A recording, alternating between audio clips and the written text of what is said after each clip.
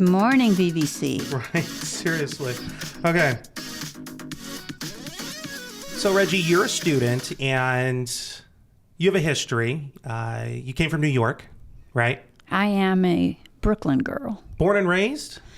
Born on the Lower East Side of New York in what they term Alphabet City or Alphabet Land, Avenue C and 12th Street. Avenue C and 12th Street. Okay. So you're like a straight shooter. You just tell it like it is. Very blunt, very direct with people, right? That's a New York thing. Absolutely. Yeah. We get it off our mind. Let's cut to the chase. I love that. Absolutely love that. I try that with my boss sometimes, and he pushes back a little. So it's not very effective in business because the people want to just circumvent all the stuff first and be polite and chat. And no. Let's get it out of the way. Time is money. I love that. That's great. So you were an EMT, right? Emergency medical technician when you lived in New York? Yes. So what got you interested in doing that line of work? Well, I worked on Wall Street. Okay. I worked in private banking where you couldn't open an account with less than $5 million.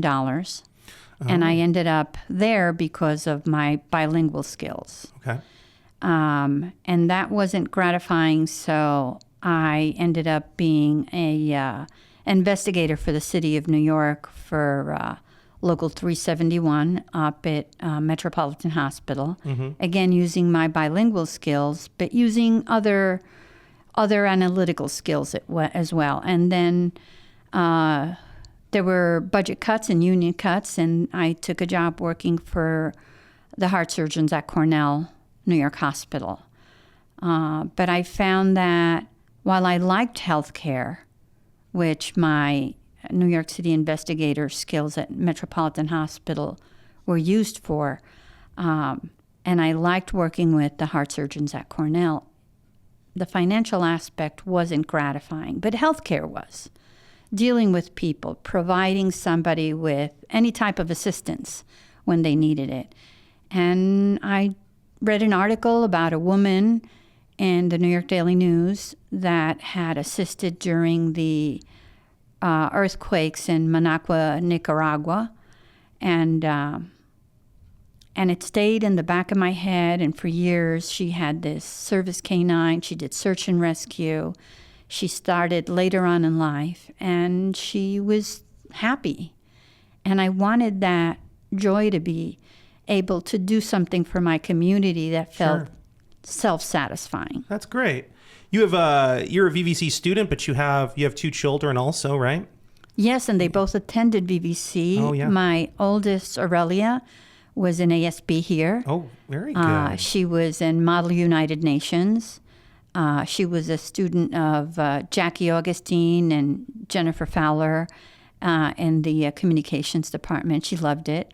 She graduated here with an associate's in communications, and she went to Cal State San Marcos. And my son attended here for a year, and he felt the call to service, enrolled in the Army, and he's been in the military for 6 years, and He's currently on deployment. Where's he at? He's in South Korea. South Korea. Okay. I wanted to start the podcast with your background. You're from New York. You're an EMT and, a VVC student. And, for everyone listening to the podcast or watching, it sounds like a typical story, right?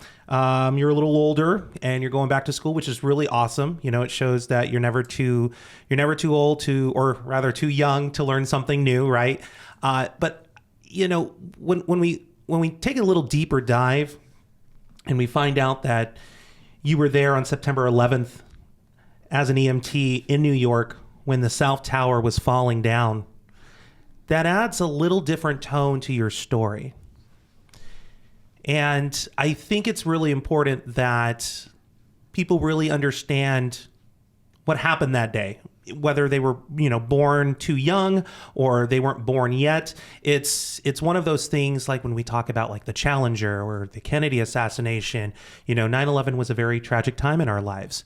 And to really do a deep dive into what that time was like for yourself, there's value with that. So when we come back, we're going to talk to Reggie a little more about that faithful day, that day of darkness in our country, and see what she has to say. So we'll be right back.